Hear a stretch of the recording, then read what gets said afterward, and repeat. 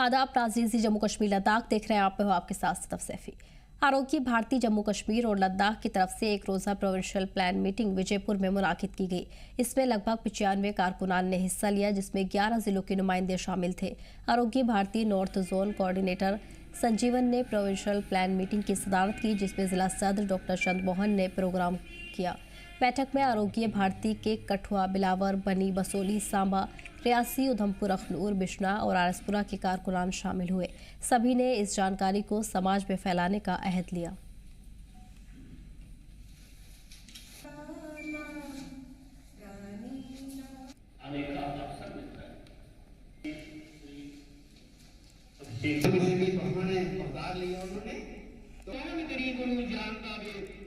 वहीं आपको बता दें कि प्रोग्राम में लगभग 95 कारकुनान शामिल हुए हैं, जिसमें 11 जिलों के नुमाइंदों ने भी शिरकत की है।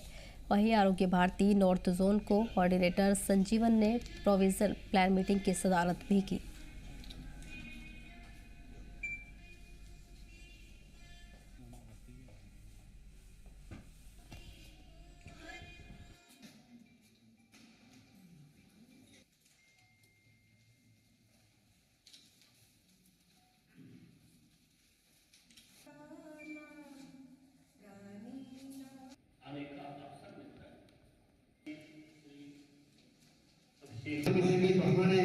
लिया उन्होंने तो जानता भी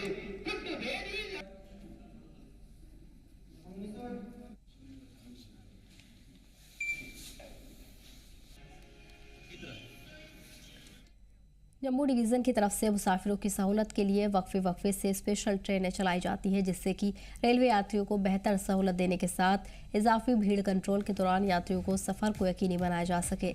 नए साल के पैसेंजर और ज़बरदस्त भीड़ को देखते हुए रेलवे की तरफ से नई दिल्ली माता वैष्णो देवी कटरा नई दिल्ली आज से 1 जनवरी 2026 तक स्पेशल ट्रेन चलाने का फैसला किया है। ये स्पेशल ट्रेन नंबर 04081 नई दिल्ली से श्री माता वैष्णो देवी कटरा तक जाएगी। ये स्पेशल इजाफी ट्रेन अपने पहले दिन 27 दिसंबर को नई दिल्ली से रात 11:45 बजे रवाना होकर अगले दिन दोपहर में 12 बजे माता वैष्णो देवी कटरा पहुंचेगी। इसके अलावा दूसरी special train number 04082 Shri Mata Vaishno Devi Katra से नई दिल्ली तक चलेगी। इस इजाफी स्पेशल ट्रेन के चलने से जम्मू कश्मीर में सयाहों की बढ़ती तादाद और मकामी लोगों की छुट्टियों के दौरान यात्रा की ज़रूरत को पूरा करने के लिए किया गया है। इससे उन्हें नए साल का जश्न मनाने के लिए अपने परिवार और दोस्तों के साथ जुड़ने में आसानी होगी। ये इजाफी स्पेशल ट्रेनें 16 कोचों के साथ चलेंगी। इसके लिए यात्री ऑफिशियल रेल की वेबसाइट्स पर जाकर मदद से टिकट बुक कर सकते हैं।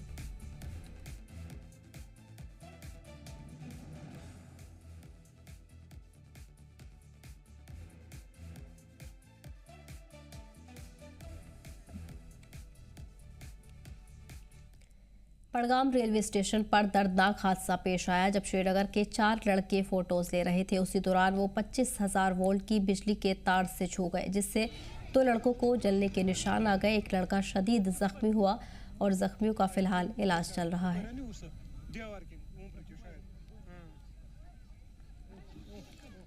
कैबिनेट मिनिस्टर सकीना आइटू ने सिविल सेक्रेटरी जम्मू में स्कूल एजुकेशन डिपार्टमेंट की एक अहम रिव्यू मीटिंग की सदारत की। मीटिंग में कैबिनेट मिनिस्टर ने डिपार्टमेंट के कामकाज का तफसीली से जायजा लिया और मुख्तलिफ तालीमी स्कीमों का भी जायजा लिया। मीटिंग के दौरान वजीर सकीना आइटू ने सरकारी स्कूलों में तालीम के मयार को बेहतर बनाने और स्टूडेंट्स के एकेडमिक रिजल्ट में सुधार पर जोर दिया। उन्होंने कहा कि बच्चों का मुस्तकबिल मजबूत तालीमी बुनियाद से ही तामीर होता है। वजीर ने मुताल्लिक अफसरों को स्कूलों के इंफ्रास्ट्रक्चर को मजबूत करने, एजुकेशन की हुसूलियाबियों को यकीनन बनाने और ख़ास तौर पर दूर दराज इलाकों में स्टाफ की कमी से जुड़े मसाइल पर हल करने की हिदायत दी।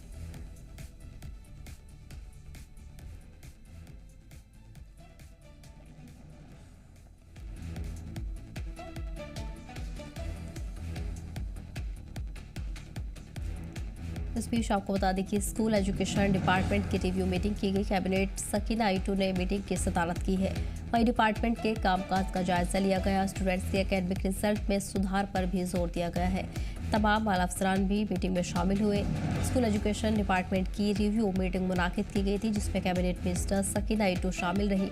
सकीना आइटू की तरफ से ही मीटिंग की सदारत की गई है।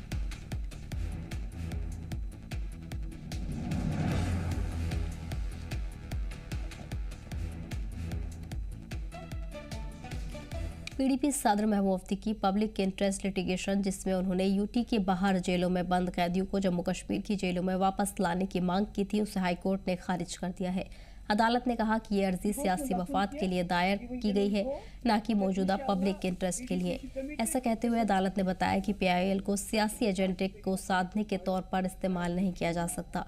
वहीं महबूब मुफ्ती ने कहा कि हमारी अर्जी इसलिए खारिज की गई है क्योंकि हम एक पॉलिटिशियन हैं, लेकिन उन्होंने ये भी कहा कि वो ज़मीनी हकीकत है और उन परिवारों की मुश्किलें अच्छे से समझती है जिनके बच्चे जेलों में बंद हैं। उन्होंने दावा किया कि मुल्क भर में लगभग 70% कैदी अंडर ट्रायल्स हैं और उनके बारे में सही जानकारी नहीं है। उन्होंने चीफ सेक्रेटरी और कश्मीर के पुलिस डायरेक्टर से भी राब्ता करने की कोशिश की, लेकिन कोई जवाब नहीं मिला। महबूबा ने सीएम उमर अब्दुल्ला से अपील की है कि स्पेशल टीम बनाकर इस मुद्दे पर काम किया जाए और सांसदों से इसे नेशनल लेवल पर उठाने की भी अपील की जाए। साथ ही उन्होंने आर्टिकल 21 का हवाला देते हुए कहा कि लोगों को बोलने और इंसाफ की मांग करने का हक है। महबूबा ने मुल्क के अलग अलग हिस्सों से लिंचिंग के मामले की भी मजम्मत की और ईमानदार पुलिस अफसरान के काम की तारीफ की। महबूबा ने यह भी कहा कि पूरी हुर्रियत क़यादत जेल में है और इसे एक आइडियोलॉजी बताया, ना कि सिर्फ किसी व्यक्ति के तौर पर। उन्होंने मीरवाइज उमर फारूक के रुख को भी ज़ाती फैसला बताया।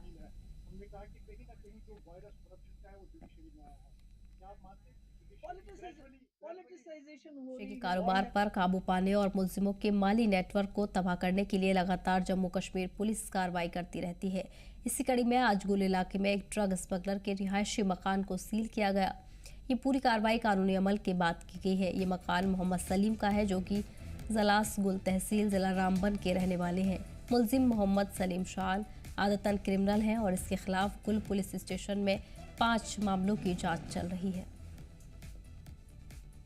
जो ड्रग अब्यूज़ के ख़िलाफ़ है और उनके प्रोपोगेटर्स के ख़िलाफ़ है, इसमें पब्लिक का रिस्पांस जो है बहुत ज़रूरी है। रिस्पांस इस तरीके से है, इंफॉर्मेशन हो या किसी और तरीके का इनपुट हो जो इनके ख़िलाफ़ कड़ी कार्रवाई करने में जो है पुलिस को मदद मिल सके उसमें, तो उसके लिए हम इसमें अपील करते हैं। इसके अलावा भी जो रिहेबिलिटेशन को लेकर जो है लोगों को जागरूक करना है और बच्चों को भी जो है जो कॉलेज और स्कूलों में जो हम अवेयरनेस कैंप्स कर रहे हैं वो उस पर जो है पुलिस अपना कार्रवाई करेगी स्कूलों में भी। और ड्रग्स के अब्यूज़ को रिहेबिलिटेशन के लिए जो है वो डिस्ट्रिक्ट हॉस्पिटल जो है वहाँ पे अपने आप को जो है रजिस्टर कराना जो ज़रूरी है। आपके प्लेटफॉर्म से सभी लोगों को अपील करेंगे कि जहाँ भी कहीं ड्रग अब्यूज़ से कोई ग्रस्त है तो वहाँ पे जो है वो ज़रूर डिस्ट्रिक्ट हॉस्पिटल में जो है रजिस्टर करें। अनंतनाग पुलिस ने नशे के कारोबार पर कड़ी कार्रवाई करते हुए पुलिस स्टेशन बिजबेहरा में ड्रग स्मगलर्स की करोड़ों की जायदाद को जब्त किया है। एनडीपीएस एक्ट की मुतल्लिक एक्ट के तहत पुलिस स्टेशन बिजबेहरा में वागमा बिजबेहरा के साजिद अहमद भट्ट का 2 मंजिला रिहायशी मकान और लगभग 10 कनाल सेब के बाग की जमीन जब्त की गई है। एक दूसरी कार्रवाई में वागमा बिजबेहरा के ही बशीर अहमद भट्ट का 2 मंजिला रिहायशी मकान कानूनी अमल के तहत जब्त किया गया है। वहीं अनंतनाग पुलिस ने नशे की मंशियात की स्मगलिंग के खिलाफ क्रैकडाउन जारी रखने का अज़्म किया है।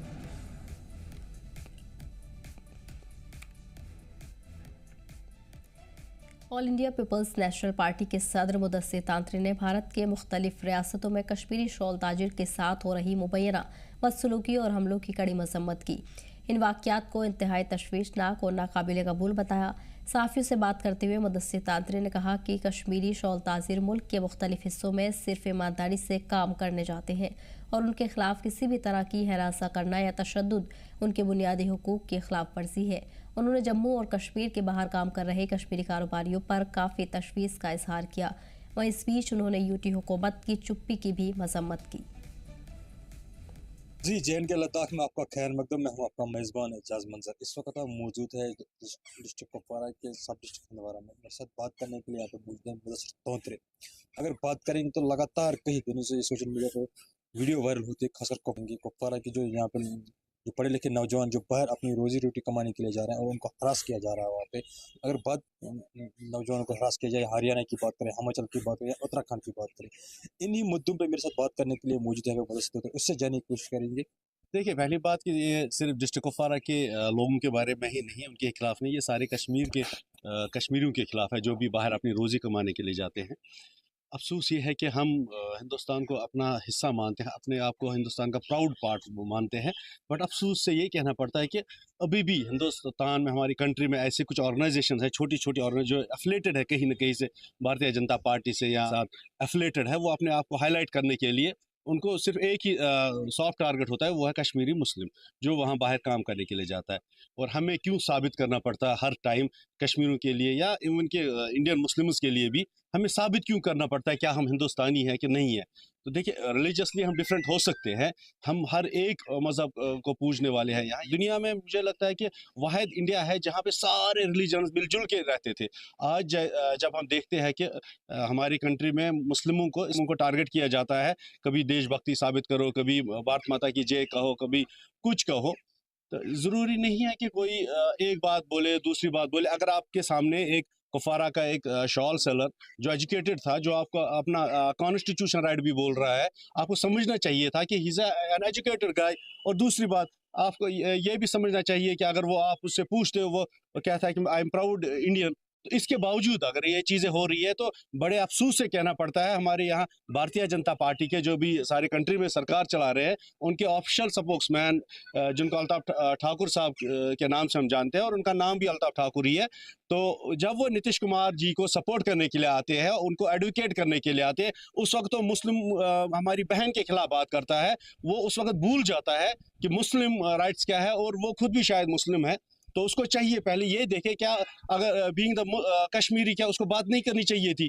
तो अगर वो सिर्फ ये चीज़ें देखते हैं, कश्मीर में जितने भी हमारे भारतीय जनता पार्टी के लीडर्स हैं, वो कोशिश करते हैं कि इंडिया में कहीं भी मुस्लिमों के खिलाफ कोई बात हो, और ये जल्दी माइक लेके सामने आ जाते हैं दिखाने के लिए, देखिए हम हिंदुस्तानी हैं। Hindustan does not mean Hinduism, Hindustan does not mean Hinduism. Hindustan एक कंट्री है जिसमें मुसलमानों ने आज़ादी के लिए लड़ा है। अगर आप देखेंगे, जब हमने अंग्रेज़ों के खिलाफ आज़ादी लड़ी है, जंग लड़ी है, जब हम आज़ाद हुए, तो सबसे ज़्यादा योगदान मुस्लिमों का था। अगर आप अभी भी मुस्लिम लड़ रहे हैं पाकिस्तान के खिलाफ, कश्मीरी मुस्लिम लड़ रहे हैं हर एक उस शाही के खिलाफ, उस चीज़ के खिलाफ जो हमारी कंट्री के खिलाफ है।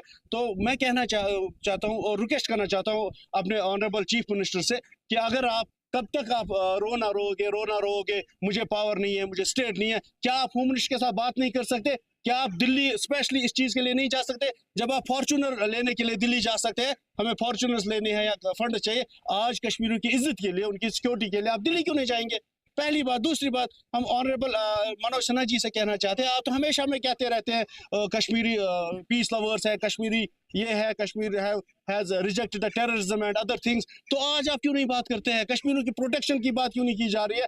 अगर हमारे ऑनरेबल एमपी चौधरी मोहम्मद रमजान साहब ने और उनके इंजीनियर रशीद साहब ने भी लेटर लिखी थी होम मिनिस्टर को, होम अफेयर्स को, कि कश्मीर की सिक्योरिटी की बात करें, तो स्टिल अभी तक हम देख रहे हैं कि कोई भी लीडर सामने नहीं आ रहा है कश्मीर से, चाहे वो किसी भी पॉलिटिकल पार्टी से हो। वो क्यों नहीं सामने आ रहे? वो क्यों नहीं बात करते हैं कश्मीर की इज्जत के लिए, कश्मीर की सिक्योरिटी के लिए? अब अगर आप इस वक्त भी श्रीनगर जाएंगे, आप देखेंगे हर स्टेट से आपको लोग दिखेंगे जो एज ए टूरिस्ट हमारे यहाँ साथ नाइंसाफी क्यों की जाती है, हमारे खिलाफ वहाँ कैंपेन्स क्यों चलाई जा रही है? कि अगर उनको यही देखना है कि उनको अपनी पॉलिटिकल पार्टीज में मैंडेट चाहिए, बाकी चीज़ें चाहिए, इस चीज़ के लिए अगर वो कश्मीर को टारगेट करते हैं या मुस्लिमों को टारगेट, अफसोस से कहना पड़ता है इनको डूब मरना चाहिए। ऐसे पॉलिटिकल पार्टीज के लीडर्स को, ऐसे लीडर्स को डूब मरना चाहिए। और हिंदुस्तान के बाशूर अवाम से कहना चाहते हैं, अगर आप कश्मीर को अपना ताज मानते हो, आप कश्मीर को क्राउन मानते हो, अगर आप हिंदू मुस्लिम सिख ईसाई के भाईचारा के नारे देते हो, तो क्या आप लोगों का दिमाग कहाँ है? तो आप तो अपने आप को इंटेलेक्चुअल्स कहते हैं, आप तो दुनिया को विश्वगुरु बनने निकले, दुनिया के विश्वगुरु बनने के लिए निकले, तो मुसलमानों की बात क्यों नहीं कर सकते आप लोग? आप मुसलमानों की आज बात कीजिए ना। हिंदुस्तान के मोर देन 100 करोड़ लोग जो है, वो अगर 10 बंदे हमारे कश्मीरी मुस्लिमों को तंग करते हैं, 100 बंदे तंग करते हैं, 1000 बंदे तक, तो 100 करोड़ लोग क्यों नहीं सामने आ जाते हैं? वो लोग क्यों सिर्फ ट्विटर और फेसबुक पे दावे करते रहते हैं कि हम सेक्युलर है, ये सेक्युलर कंट्री है, फिर सीधे क्यों नहीं कह देते कि मुसलमानों के लिए यहाँ जगह नहीं? जी, थे मेरे साथ मुदस्सिर अहमद तोतरे, जिसका साफ तौर कहना है कि यहाँ की हुकूमत है, चाहे एलजी की हम बात करें या चीफ मिनिस्टर की बात करें, उसको मरकज़ के पास जाना चाहिए और उनसे बात उठानी चाहिए कि किस तरह कश्मीरियों को यहाँ पे सताया जा रहा है। अगर हिमाचल की बात करें, हरियाणा की बात करें, भाई ऐसा नहीं होना चाहिए, क्योंकि अगर एक तरफ हुकूमत तो दावा करते हैं कश्मीर हमारा ताज है, लेकिन वही ताज के लोगों को वहाँ पे सताया जा रहा है, ये नहीं होना। जी मीडिया के लिए कुपवारा से एजाज मंजर। बाहरी रियासत में कश्मीर नौजवानों को परेशान किए जाने के मामले पर सियासत गर्म हो गई है।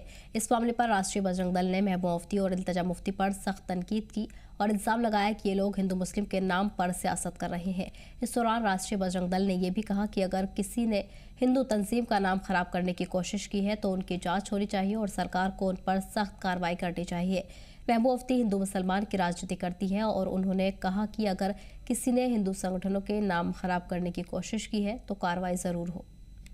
उत्तराखंड में कश्मीर के युवक से भारत माता की जय कहलवाने के ऊपर बने विवाद के बाद लगातार सियासत देखने को सामने आ रही है। कहीं ना कहीं इल्तिजा मुफ्ती का जो ट्वीट आया है उन्होंने सीधा सीधा जो है वो आरएसएस और बजरंग दल को जो है वो टारगेट किया है। ऐसे में बजरंग दल भी सामने आई है। राष्ट्रीय बजरंग दल के अध्यक्ष जम्मू कश्मीर अध्यक्ष राकेश बजरंगी हमारे साथ। इल्तिजा मुफ्ती ने ट्वीट किया है और कैंसर कहा है आरएसएस और बजरंग दल को। कैसे देखते हैं? और लगातार जो मामले आ रहे हैं, खासतौर हिमाचल में देखा गया, उत्तराखंड में भी देखा गया कि शॉल बेचने वाले लोगों को रोक करके उन्हें कहा जा रहा है कि भारत माता की जय बोलिए। ये चीज़ें क्या माहौल बिगाड़ती हैं या फिर आपसी सौहार्द खराब नहीं करती हैं? देखिए, सबसे पहले मैं एक आपके पहले सवाल का जवाब दे लूं कि जो इन्होंने आरएसएस और बजरंग दल को जो है वो कैंसर कहा है। देखिए, हमेशा देश के अंदर जब जब विपत्ति आई, जब कोई आपदा आई, चाहे वो कोरोना हो, चाहे कोई भी आपदा हो, चाहे तूफान आया या किसी प्रकार की कोई आपदा आई, तो आपने देखा कि राष्ट्रीय स्वयंसेवक संघ के स्वयंसेवक ही जो है वो लोगों के यहाँ पर जो है राहत सामग्री पहुँचाते नजर आए। वो अपने पानी के अंदर पूरे चलकर जो है, आपने पंजाब के अंदर देखा जब अभी पानी आया, जम्मू के अंदर आपने देखा कि उन्होंने किस प्रकार से, चाहे वो अपने किश्तवाड़ के अंदर जो है आपदा आई थी, तब भी आपने देखा कि आरएसएस के स्वयंसेवक जो हैं वो सारे जो हैं वहाँ पर नजर आए और वो उन्होंने ये नहीं देखा कि ये हिंदू का घर है या मुस्लिम का घर है या किसका घर है, तो वो हमेशा वहाँ पर जो है वो मदद लेकर जो है सबसे पहले पहुँचे। तो कहीं ना कहीं आरएसएस को बदनाम करने की कोशिश और अपने आप को सुर्खियों के अंदर रखने की कोशिश जो है ये दोनों माँ बेटी करती हैं। और मेरा मानना है कि इनका मानसिक संतुलन खराब हुआ है। इनको आगरा में जाकर जो है वो सरकार ट्रीटमेंट करवाए या इनको पीएसए के तहत बुक करके जेल की सलाखों के पीछे जो है वो डाले। कश्मीरियों पे लगातार जो आप देख रहे हैं, हमने हिमाचल से वीडियो देखी, बहुत ज़्यादा वायरल हुई थी और उत्तराखंड की भी बारी है। क्या कारण है और क्या वाकई बजरंग आपके ही संगठन से जुड़े हुए लोग हैं ये लोग? देखिए, ये जांच का विषय है, अभी कहीं क्लियर नहीं है कि वो बजरंग दल के कार्यकर्ता हैं। जिसने भगवा पटका पहना ये बोल देते हैं ये बजरंग दल का। तो ये कहीं ना कहीं संगठनों को बदनाम करने की कोशिश जो है यही नेता लोग करते हैं।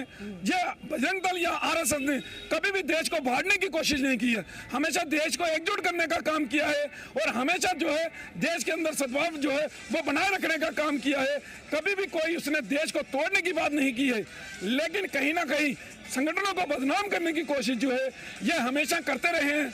तो हमें ये आपत्ति है और हम ये कहना चाहते हैं सरकार से कि ये वो लोग हैं जो हमेशा आतंकवादियों के फेवर में बोलने वाले हैं, जो पाकिस्तान के फेवर में बोलने वाले हैं। ये अपने आप को सुर्खियों में रखने के लिए, टीआरपी पाने के लिए जो है इस प्रकार की चीजें जो है वो लाते हैं। लेकिन दूसरा जो है, जो भारत माता की जय की बात है, अगर वो बीएनएस की धाराओं के अधीन होगी तो कार्रवाई होगी उस व्यक्ति के ऊपर।